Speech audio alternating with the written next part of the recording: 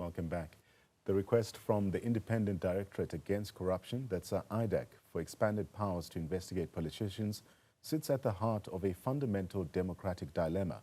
How to effectively combat high-level graft without creating an entity so powerful it could itself become abusive or politically weaponized. On one hand, politicians often operate in a system of privileges and immunities which are designed to protect them from frivolous or politically motivated lawsuits, allowing them to perform their duties without constant legal harassment. Now, this protection, however, can be misused as a shield against legitimate corruption investigations. Let's talk more about this with Professor Nirmala Gopal from the University of KZN. Prof, good to have you on the program this evening. So the National Anti-Corruption Advisory Council has recommended empowering the Investigative Directorate Against Corruption with more resources to tackle corruption by high-ranking politicians. What do you think about this recommendation, and how practical is it in terms of implementation? So good evening, Plantha. Good evening to your viewers. Of course, I think any recommendation that will strengthen our law enforcement capacities is always welcome, but I think the critical question is in terms of its implementation, how practical and how effective can we expect this body to be?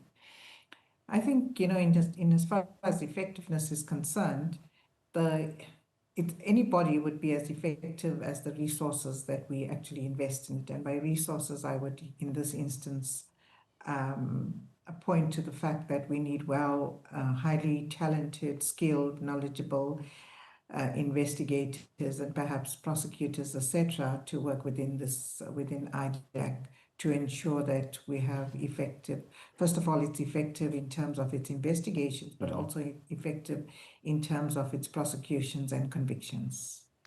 Looking at the NACAC, it also proposes creating the Office of Public Integrity as an independent Chapter 9 body.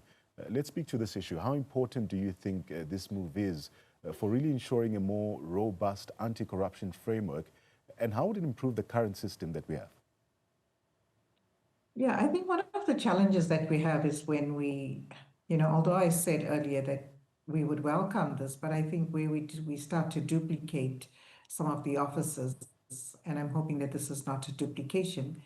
I think one of the most important notions around this would be ethical leadership. If it's an integrity office, then we want to ensure that whatever is done within that office is done with the utmost integrity, which I think feeds into the whole notion or debate around ethics. If we lack ethics and we lack a moral compass, I think all of these officers would fail. But in having said that, I think what's also very important is how do we ensure that we have a transparent process that will actually govern this particular, the integrity office? I think that's very critical for us.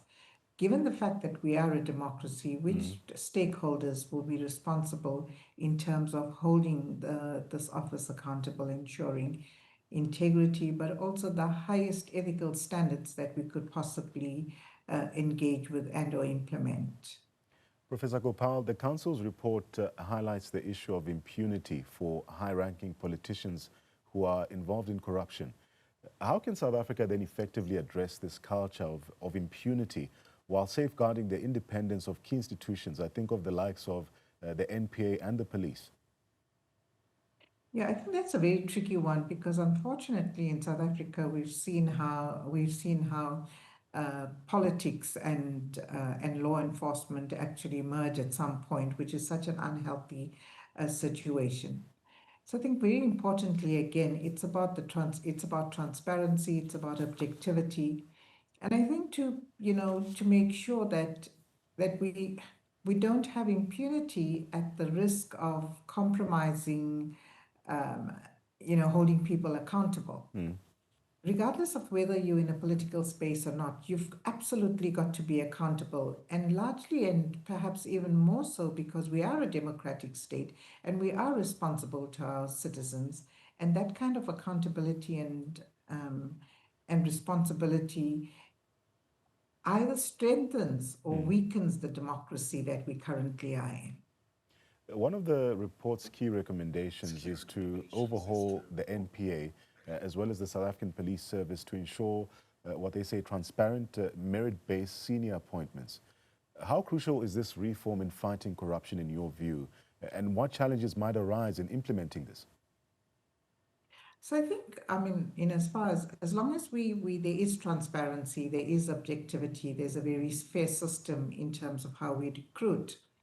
And given the fact that we ensure that the roles and responsibilities are very clearly defined, we have a proper performance management system in place, I think it would be a welcome idea. However, I think we will get pushback and or resistance either from unions or from politicians themselves who would prefer having their own appointments for essentially because of the whole notion of impunity being protected. I mean, we've seen this in the past where appointments were made because they were either cadre deployments or for the sake of being insulated against corruption charges. So I think it's going to be so critical to have that transparency, objectivity, and I think also, ensuring that we have a public voice in all of these processes. That's going to be very critical as well. What does our democracy think and feel about this?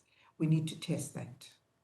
So in light of the political dynamics in the current administration, do you think there is enough political will to indeed implement these anti-corruption measures effectively, especially when some senior leaders might be implicated as well?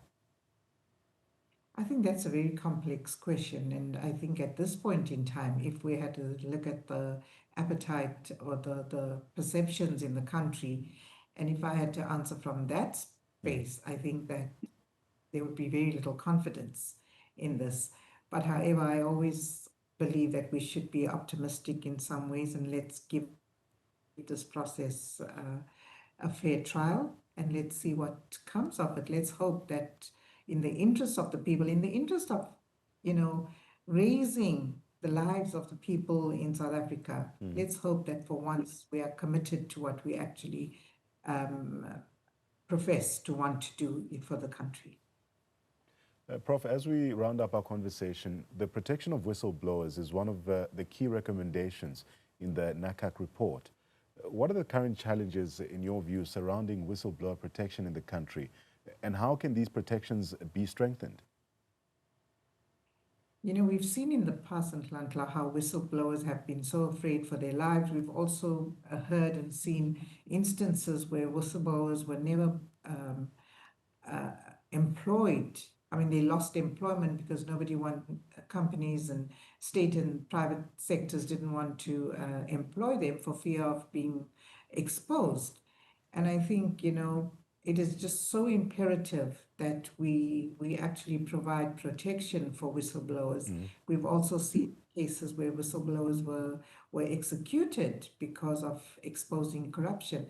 And unless we are able to provide assure whistleblowers that you would have 150% protection, I think we would lose a very important component in terms of exposing crime and corruption in this country. So we absolutely need to protect our whistleblowers because they are they're so brave and they want to see a difference. I don't think there's anything for them to gain personally. They're doing it for the sake of the country. So we absolutely need to protect them. Thank you so much for your time, Professor Gopal, also for your in-depth analysis and perspective on NACAC's recommendations, but also speaking to the broader issue of corruption in the country. Her insights into the complexities of the criminal justice system and the anti-corruption effort are quite invaluable, and we hope that the government takes at least some advice and others into consideration to ensure a more transparent and accountable future. Thanks again for joining us and giving us your perspective